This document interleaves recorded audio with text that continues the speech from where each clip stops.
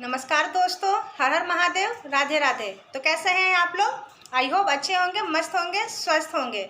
जैसे कि आप सभी को पता है कि जिउतिया का व्रत आ रहा है और जिउतिया के व्रत में कथाएं ना सुनी जाए ऐसा कभी हो ही नहीं सकता। चलिए तो मैं आज आपको दो बहनों की कहानी सुनाती हूँ। अगर आप चैनल पर नए हैं तो चैनल को सब्सक्राइब कर लीजिएगा और वीडियो को ज़्यादा से ज़्यादा शेयर कीजिएगा। टाइम लॉस ना करते हुए चलिए मैं आपको कथा सुनाती हूँ। तो एक गांव में दो बहनें रहती थीं। एक का नाम था सुखिया, एक का नाम था दुखिया। इनके नाम के अनुसार ही दोनों का भाग्य था। सुखिया इतनी ज़्यादा सुखी और दुखिया बहुत ज़्यादा दुखी। सुखिया के पास किसी भी चीज़ की कमी नहीं थी, धन दौलत बरकत सब था उसके पास, लेकिन उसके पास दिल नहीं था। और दुखिया के पास कुछ भी नहीं था।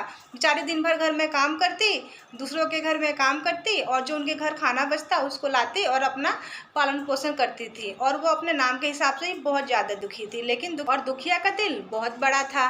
दुखिया दिन भर बेचारी सुखिया के घर काम करती, उसके झाड़ू पोछा बर्तन उसका घर का सारा काम करती और रात में जो खाना बचता उसको लेके आती और अपने बच्चों का पालन पोषण करती और वही वो खाती थी। देखते ही देखते दिन गुजर रहे थे। ऐसे ही देखते देखते एक दिन जिउतिया का व्रत आया। रोज की तरह दुखिया अपनी बहन सुखिया के घर में काम करने गई। तो उसने दिन भर काम किया, झाड़ू पोछा बर्तन सारा काम किया और जो चावल फटक के उसने अच्छे वाले चावल एक साइड में कर दिए और जो चावल की जो खुद्दी निकलती है उस खुद्दी को उसने एक साइड में रख दिया। अच्छा साग होता है, साग के पत्तों को एक साइड में रख दिया और साग का जो डंठल होता है उसको एक साइड में रख दिया। उसने अच्छे चावल और अच्छे जो पत्ते थे साग के उसको बना दिया, क्योंकि उस दिन जिउतिया का व्रत था अगला दिन, तो उसको खाना था। अपनी बहन के लिए उसने उसको सुखिया के लिए बना दिया और जो बचा हुआ चावल, जो खुद्दी चावल था और जो साग का डंठल था उसको वो अपने घर ले आई और लाके उसने बहुत प्यार से उसको बनाया और अपने बच्चे को खिलाया, खुद खा के और वो सो गई। क्योंकि दुखिया तो बहुत गरीब थी, वो कहाँ से इतना सारा अच्छा चीज़ खाने के लिए लाती। तो उसने वो खुद्दी चावल लेके आई थी अपनी बहन के घर से और उसने उसी को बनाया और उसे खा लिया। खा के वो लोग सो गए। दिन भर तो बेचारी थकी रहती थी क्योंकि वो दिन भर काम करती थी और इसके बाद उसको नींद आ गई। जैसे ही रात के 12 बजे तो उसके दरवाजे की खटखटाहट की आवाज़ आई। तो दुखिया बोली कि कौन है? तो बाहर से आवाज़ आई कि बेटा दरवाज़ा खोलो, मैं हूँ। तो दुखिया ने दरवाज़ा खोला तो उसने देखा कि एक बूढ़ी अम्मा दरवाजे पे खड़ी थी। तो उसने पूछा, अम्मा इतनी रात में आप क्या करने आई हैं? तो अम्मा बोली, बेटा मुझे बहुत तेज़ भूख लगी है, अगर तुम्हारे पास कुछ खाने के लिए है तो तुम मुझे दे दो। तो दुखिया बोली, अम्मा मैं तो बहुत गरीब हूँ, मैं तो दिन भर काम करती हूँ दूसरों के घर में और वहाँ से जो मिलता था उसको मैं लाके मतलब खाती हूँ, लेकिन कल जिउतिया है और मुझे उपवास रखना था। जिउतिया बोली, अम्मा मैंने खुद ही चावल का भात बनाया है और डंठल का साग बनाया है, अगर आपको ये खाना है तो आप खा सकती हैं। तो अम्मा सुन के खुश हो गई, बोली कि ठीक है बेटा, तुम्हारे पास जो भी है वो मेरे पास लाओ क्योंकि मुझे बहुत ज़ोर से भूख लगी है। तो दुखिया खाना निकाल के लाई तो बूढ़ी अम्मा ने खाना खा लिया। खाना खाने के बाद बूढ़ी अम्मा बोली, बेटा अब तो रात बहुत ज़्यादा हो गई है, अब मैं क्या करूँ? तो दुखिया बोली, अम्मा आपको कहीं जाने की ज़रूरत नहीं है, आप यहीं पे सो जाइए, ये मेरी टूटी खाट है, आप मेरे खाट पे सो जाइए और मैं नीचे सो जाती हूँ। ये सुन के अम्मा खुश हो गई और अम्मा टूटी खाट पे सो गई और दुखिया भी वहीं पे चादर बिछा के नीचे ज़मीन पे अपने बच्चों के साथ सो गई। दुखिया तो दिन भर काम करती थी, वो इतना ज़्यादा थकी रहती थी कि उससे कुछ भी होश नहीं रहता था कि क्या करना है क्या नहीं करना है। उसको भी नींद लग गई। तो रात जब ज़्यादा और बढ़ने लगी तो बुढ़िया अम्मा ने कहा, बेटा बेटा। तो दुखिया बोली, हाँ अम्मा क्या है? तो अम्मा बोली, बेटा मुझे तो लैट्रिन लगी है। तो दुखिया बोली, अम्मा मेरे घर में तो लैट्रिन नहीं है और इतनी रात हो गई है, आप बाहर कैसे जाएंगी और मैं आपको बाहर कैसे लेके जाऊं? आप घर के उस कोने में जाके लैट्रिन कर लीजिए, सुबह होगी तो मैं उसको साफ़ कर दूंगी। तो अम्मा बोलती हैं, ठीक है बेटा, मैं उधर कोने में जाके कर लेती हूँ। तो अम्मा कोने में जाके बैठ जाती हैं और वहाँ से फिर बोलती हैं, बेटा भर भर करूँ कि छर छर करूँ? बेटा भर भर करूँ कि छर छर करूँ?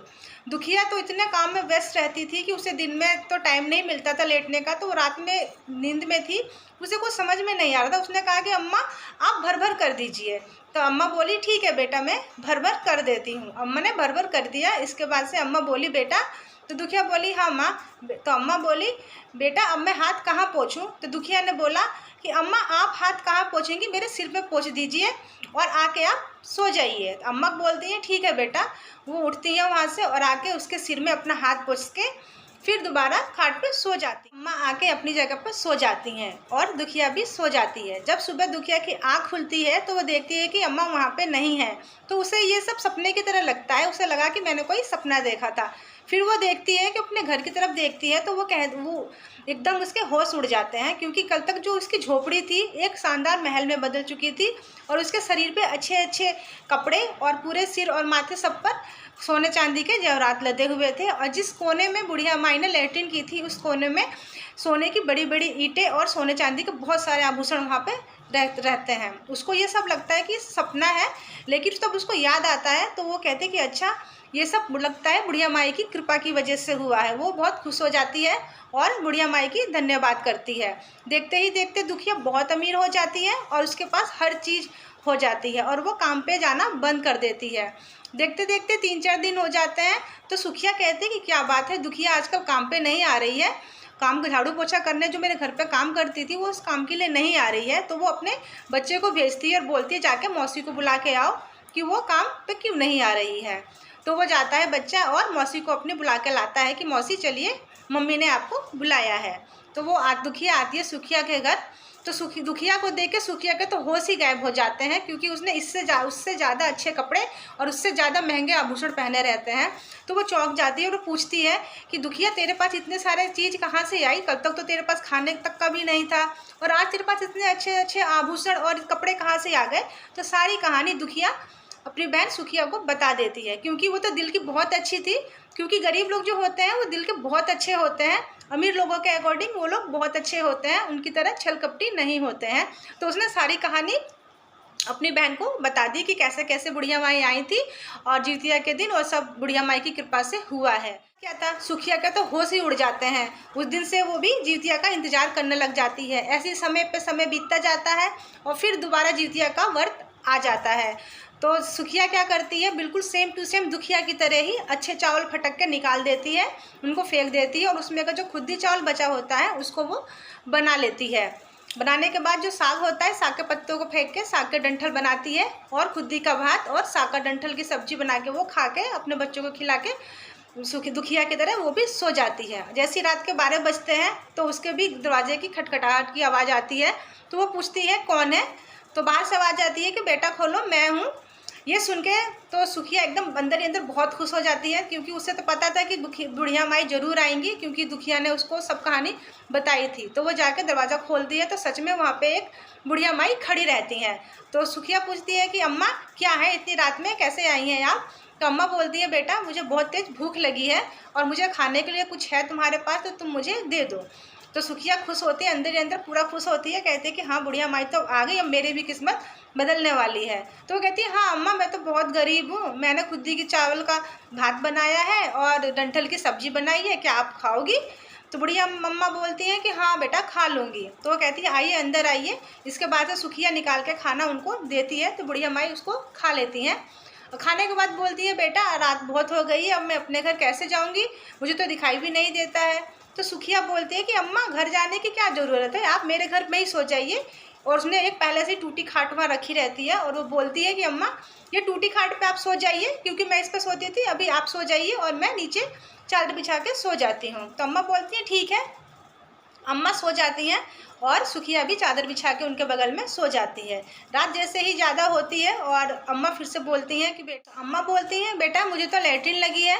तो सुखिया बोलती है अम्मा मेरे घर में तो लैट्रिन नहीं है, आप उस कोने में जाके कर लीजिए, मैं सुबह उठ के उसको फेंक दूंगी। तो अम्मा कहती हैं ठीक है बेटा, और वो चली जाती है कोने में। और सुखिया तो उसको तो नींद आती नहीं है, वो तो जगी रहती है। इसके बाद से अम्मा बोलती हैं बेटा छड़ करूँ कि भर भर करूँ, बेटा छड़ करूँ कि भर भर करूँ। उस समय सुखिया से एक गलती हो जाती है और वो भूल जाती है कि वहाँ पे बोलना क्या था, कि दुखिया ने क्या बोला था, और वो बोल देती है कि अम्मा छड़ कर दीजिए। तो अम्मा कहती हैं छड़ कर दूँ। तो फिर सुखिया बोलती है हाँ अम्मा छड़ कर दीजिए। तो अम्मा कर लेती हैं। इसके बाद से बोलती हैं बेटा अब हाथ कहाँ पोंछूं। तो सुखिया बोलती है कहाँ पोंछेंगी अम्मा, मेरे माथे में पोंछ दीजिए। तो अम्मा आके अपना हाथ उनके माथे में पोंछ देती हैं और फिर सो जाती हैं। और सुखिया को तो रात भर नींद नहीं आती, उसको तो सवेरा होने का इंतज़ार था। और जैसे ही सवेरा होता है तो वो देखती है कि बुढ़िया माई अपनी जगह पे नहीं है और उसका पूरा घर लैट्रिन की बदबू से बदबू दे रहा है, उसका घर पूरा लेट्रिन से, उसके घर में पूरा लेट्रिन बिखरा पड़ा है, उसके पूरे कपड़ों पे, उसके शरीर पे, उसके माथों पे पूरा लेट्रिन लगा हुआ है।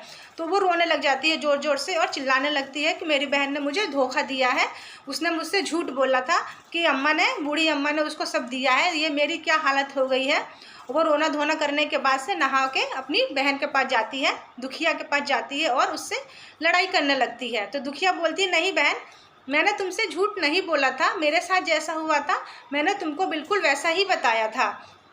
तो सुखिया कहती है, तब तूने मुझे सही बताया था, तो फिर ऐसे कैसे हो गया कि मैं लेट्रिन से भर गई, मेरा पूरा घर लेट्रिन से बदबू दे रहा है। तो फिर सुखिया बोलती है कि अच्छा बताओ, जब अम्मा लेट्रिन करने बैठी थी तो अम्मा ने जब पूछा था कि छर करूँ कि भर भर करूँ, तो तुमने क्या कहा था। तो सुखिया बोलती है, मैंने बोला था कि छर कर दीजिए। तो दुखिया बोलती है कि बहन, तूने यहीं पे गलती कर दी, तुझे छर नहीं बोलना था, तुझे भर भर बोलना था, क्योंकि मैंने भर भर बोला था। तो अब तो सुखिया एकदम माथा पकड़ के बैठ जाती है, बोलती है कि अब ये क्या हो गया। इसीलिए दोस्तों कहा जाता है कि लालच बहुत बुरी बला है, लालच बिल्कुल भी नहीं करना चाहिए। ये सब जीवतमान बाबा की कृपा से हुआ था, जीवतिया माई की कृपा से हुआ था, क्योंकि दुखिया दिल की अच्छी थी, मन की सच्ची थी, तो जीवतमान मामा ने उसका पूरा घर भर दिया।